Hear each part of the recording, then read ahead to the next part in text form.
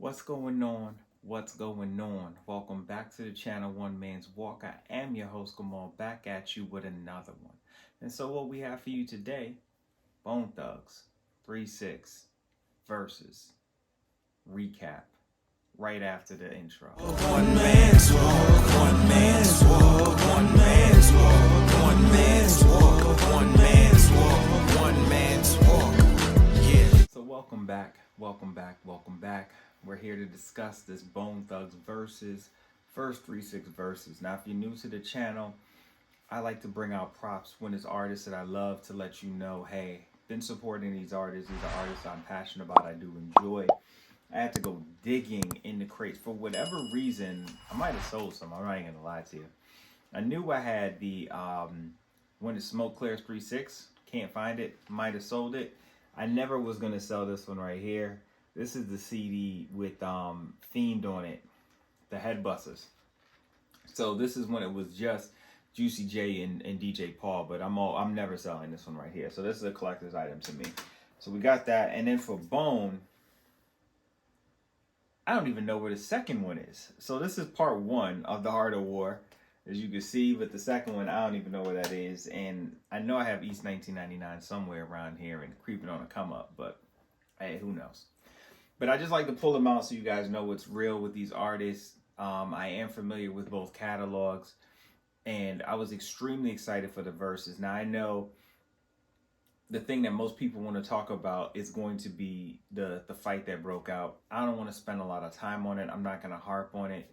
I'm happy that whatever caused Busy to react the way he did. Now, Juicy said something to him, but again, the camera was not panned to 3-6 as Bone was performing. And so there was something maybe said on stage, or maybe he didn't like how something was going down. No excuse, right? So let's take that out the way. No excuse for that type of foolery. The platform was too big. The stage was too big. The hype was too big for you to potentially not be able to keep your emotions in check. And so it was extremely disappointing on Busy's part to react the way he did, regardless of what was said. And the only thing I know, when he threw that bottle, Juicy had said SMD. Now, I don't curse on the channel, but those who know, you know what SMD is. Those are fighting words for people. A lot of people would fight over something like that. So I can see how the water bottle got thrown. And he must have had two, because I felt like he threw the first one at Gangsta Boo and then tossed the second one at Juicy J's feet. And then that kind of led to the whole fiasco going down. Thankfully, cooler heads were able to prevail. What I really hope takes place, or took place, is that because 3-6 looked like they were going to be not going to allow the money to get messed up by this. So I hope that even after the curtains were over and the cameras were done, that they could be backstage and kind of hang out, laugh it off or whatever, without it getting into a real altercation.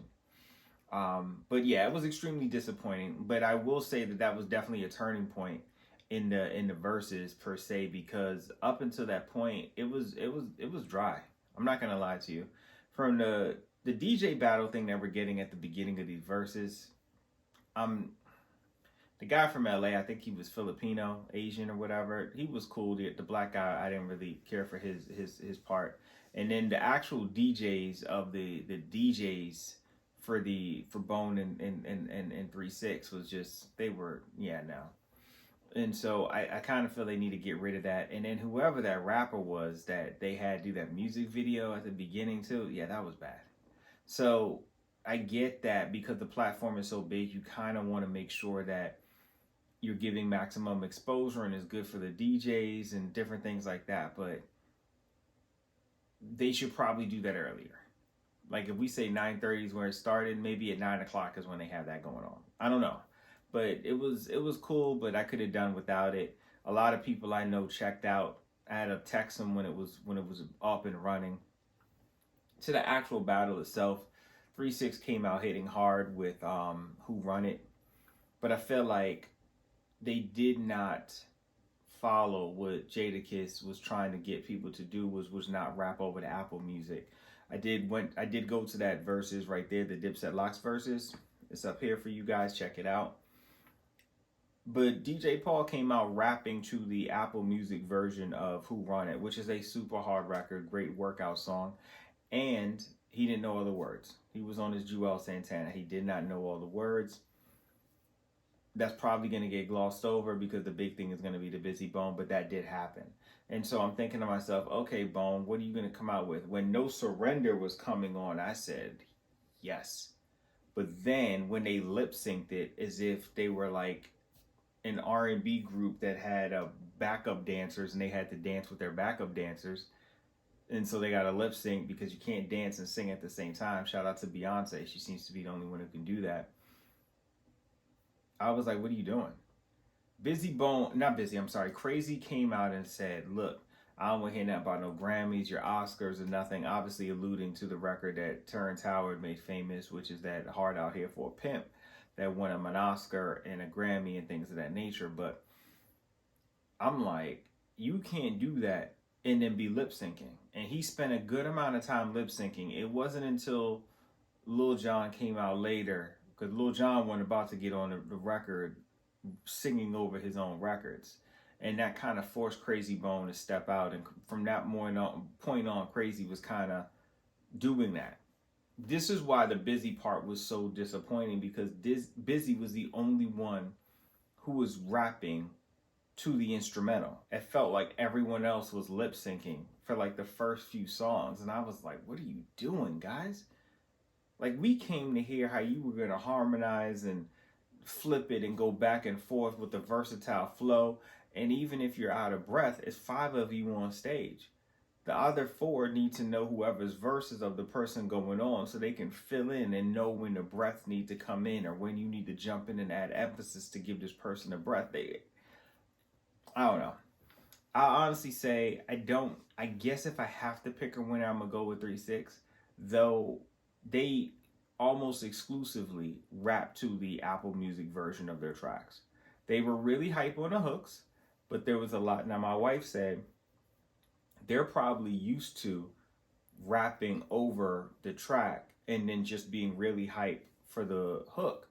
And after years of doing it like that, you probably just get bad at doing that. And I feel like, once again, this beautiful lady right here made just a lot of sense. That sounded like what was happening.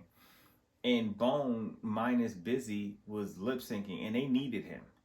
Because while the actual songs were good, how they were delivering them wasn't. And I wasn't impressed for a while with how they were going about doing it. Who Run It to No Surrender was a great counter. I made sure to take notes of some little things that came on. I also want to point out real fast, the LA crowd was horrible.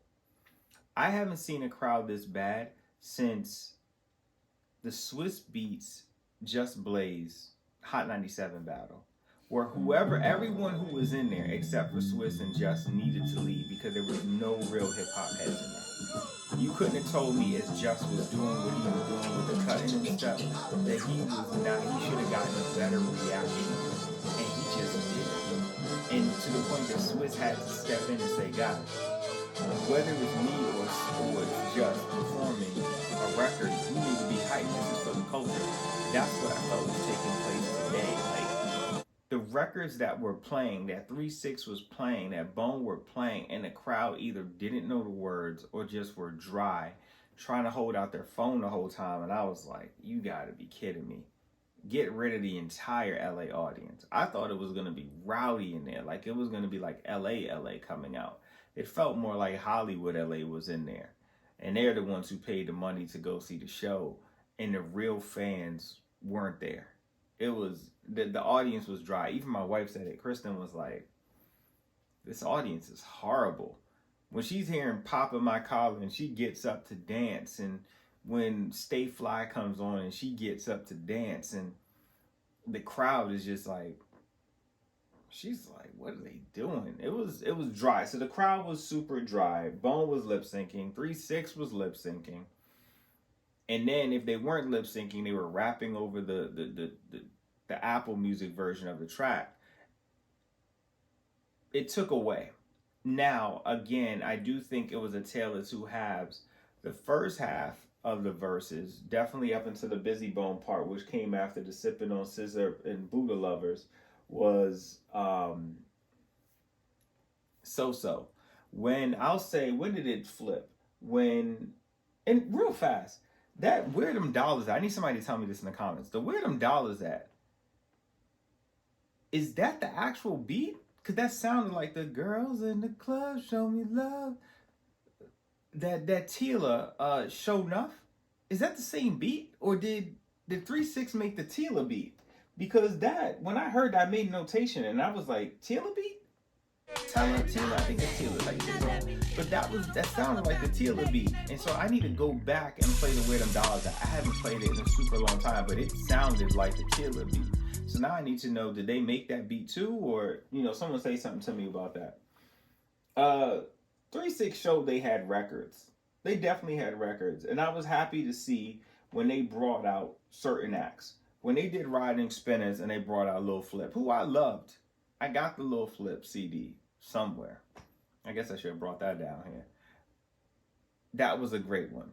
I was really liking, but you know what's hilarious? The camera people must not have realized Flip was with 3-6, or that was Flip. They probably just saw the braids, he was light skinned, and just assumed he was another member of Bone, because he's rapping his words and the camera had not panned, at least on the Versus TV camera on YouTube. The Versus camera had not panned away from 3-6, and so Flip is on the Bone side rapping, and the camera hadn't moved. It's someone had to tell him, because he moved over to the 3-side side, and that's when they captured him. And so I thought that was kind of funny. I was saying for a while, where is Pat? Where is Project Pat? Where is Chat at? And so when they finally came out in their Chicken Heads, which is an all-time just hype record, they did it on the Apple Music. I don't even know if their mic was working. They clearly were lip syncing it. And so, yes, in theory, this was going to be an amazing battle. In reality, it was a lot of misses. Yes, the records were still fire. I walked away knowing 3-6 had records. 3-6 had records. And I told my wife, because it's LA, you're probably going to get the guess. Lil Wayne crushed it. Terrence Howard is not a rapper, so I was cool with him doing the 2-track or the Apple Music version, whatever you want to call it. But to have him come out as a feature was a nice flex. I love Flip. Flip was great to come out there. When they did Stay Fly and brought Tennessee out with him, when I saw it, I said, is that Buck? And when I saw Buck, and I said, okay, all right, cool. But do they got 8-Ball and MJG? And when 8-Ball and MJG came out, and I'm like losing it, my wife was like, who are those guys? And I'm like, babe, come on, babe. Come on, babe. 8-Ball and MJG. So that was really nice. And I'm like, okay, I've been saying it in the comments on these YouTube channels, talking to people, and I'm like, yo, Crazy has to bring out Lil Jon, has to bring out Chamillionaire. Like, you just have to do that. Great to see both of them out there. Chamillionaire was using instrumental only, and that made Crazy do that. Lil Jon was doing instrumental only, that made Crazy have to do that. So like those artists, that was the tipping point to where Bone started really just going with the instrumental and not doing that whole nonsense they were doing, which was lip syncing the records, which was ridiculous. I don't know why they were doing that. Minus Bone. They needed to let the Pac verse play all the way through. They did not let the Pac verse play. That verse is way too hard, a Pac verse. I'm not even like this huge Pac fan, but you know what I mean? Like, I like him, not to the extent that others do, but I recognize that as one of the hardest verses that he put out, and they should just let that whole verse play. I like that they brought out Lil Easy, and I believe that was BG Knockout. Well, it's the Knockout, definition original baby gangster from the Easy E, Compton City G's, Real G's, whatever you want to call it. That was him holding up the hat when Little Eric, Easy E, Lil Easy, whatever. I wish he had just done the verse without the 2-track, but he had the 2-track because there were times you could hear where he's running and you could hear Easy E's voice on it. So I really wish they would have done that, but overall that was really cool. Obviously, you gotta do For the Love of Money. Where in the world was First of the Month? Like, I was going through the listing, No Surrender, Body Rot, Look Into My Eyes, Buddha Lovers, Days of Our Lives, Bump in the Trunk, Resurrection, For the Love of Money, Riding, I Don't Give a, Thuggish Ruggish, Bud Smokers Only, Thug Love, East 1999, Notorious Thugs, Mo Murder, Friday, Breakdown, Weed Song, Crossroads. Where was first of the month? Now, they should have done it where the Weed Song was. I said they only got 2 songs left. Now, they did exactly what Cam and them did. Cam did, Jim did, I wear dark player shades. You dig that? We Fly High. Jewels did the Dipset anthem, which I thought they should have ended with, and then Cam should have done I Really Mean It for the last of the 20, and he turned around and did Killer Cam, which was weird. And so similar here. Okay, whatever that song was that 3-6 did, that half on some blow or whatever, which, why are we promoting those type of drugs? That's wild in itself. I don't do drugs. I don't really believe in the whole drug thing. And then to tell people, hey, man, we out here just getting a half bag of Coke. I'm like, okay, all right. I forgot, because sometimes I just skip over some of these 3-6 records. I feel like a lot of the I Get High records I kind of skipped over. I completely forgot about that. But then hearing it again on the Stay Fly, keeping the bump in the trunk. And I was like, oh, that's right. The guys are about their Coke life. But like, Bone went back to the Weed song. They probably could have just did a melody to me, the Weed songs, and been done with it, to be honest with you. But that's where first of the month should have come in. It should have been first of the month and then Crossroads. So to not get first of the month in a versus seemed weird to me. Especially when you did Weed Song, you did Friday, you did Bud Smokers Only, and you did Buddha Lovers. So you did 4 Weed songs and you couldn't have fit in first of the month. That sounds wild to me. Outside of that, I actually really do like the Bone selections of the records. Of course, Busy crushed it. His verse on Friday was nasty. His verse on Notorious Thugs is nasty. Obviously, Big has the best verse, but his verse for Bone was the best of Bone. I like how they did Breakdown. They did tease me for a second because I forgot Juicy has the Katy Perry record. And so when he pulled out the Katy Perry record, I said, there's no way Katy Perry's showing up to this concert right here. But I was like, are they about to pull Mariah? Listen here, had they pulled the Mariah card, I'm all in on Mariah, right? Like, I have every Mariah CD from the Tommy Mottola one all the way through, is it Imperfect Memoirs of Mimi? I think that's the last one I bought. Yeah. And so to get Mariah would have been amazing. But the features they had were good. I did like it. I wish that somebody would have given a mic to Latasha so she could do it. And they said she has one of the most iconic hooks ever that people know. How did they not let her do the ending part where she flips the Tina Marie Square Biz? That Easy's in the house. I can't sing, but Wish is in the house. And Flesh and Tasha. Like, they're there. Why are you not doing that? 1, 2, you couldn't even hear what she was saying. The mic was so low. Crunchy Black Mike was like that too. It was almost like it was just turned off. And so I don't know if it was just too many people who were there, but I felt like too many rap shows, you're just getting the mics to be like off. Or they're really low. I don't know if it's dudes that's holding the mic and they're just muffling it, or the mic systems are just trash. Like, but it just happens way too many times. I think in this case, it was just way too many people. You got 5 people from Bone having mics. You got 4 people from 3-6 having mics. Then Project Pat and LaChat is out there, and then you got Lil Easy and Chameleonaire and Lil Jon. Like, it was just way too many people. They probably didn't have enough mics and inputs and outputs for all of that stuff. But even with that, I don't know.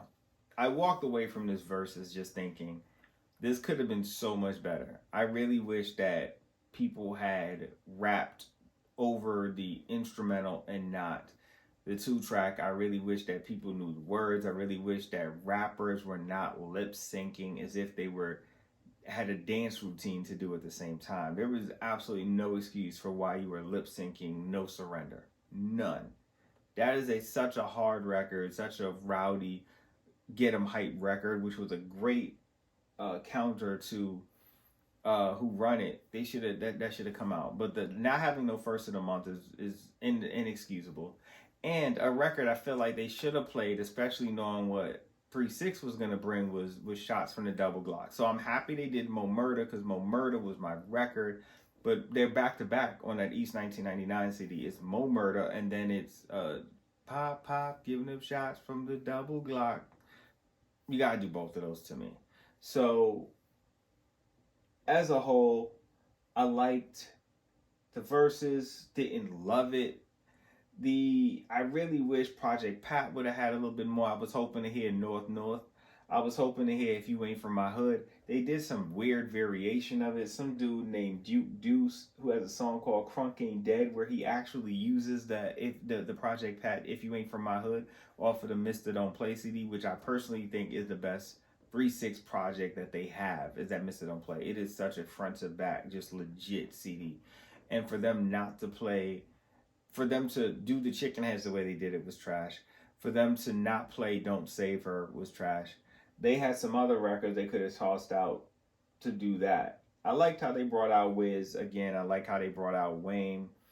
I like how they brought out Flip. Obviously, all the Tennessee with Buck and MJG being on it. Those were great. And then the Terrence Howard, bringing him out. That was really great. Like, their sportsmanship in bringing people out was amazing. Their execution and how they performed their own records was not. So that's basically my thoughts on it. The execution of it all, I didn't love it as much. But what are your thoughts? How did you like it? What did you think of it? As always, on purpose, I hope you guys have a wonderful, blessed, productive, stress-free day, weekday, weekend, whenever you're listening, however you're listening. I appreciate you. Appreciate the support. Love you guys. Till next time.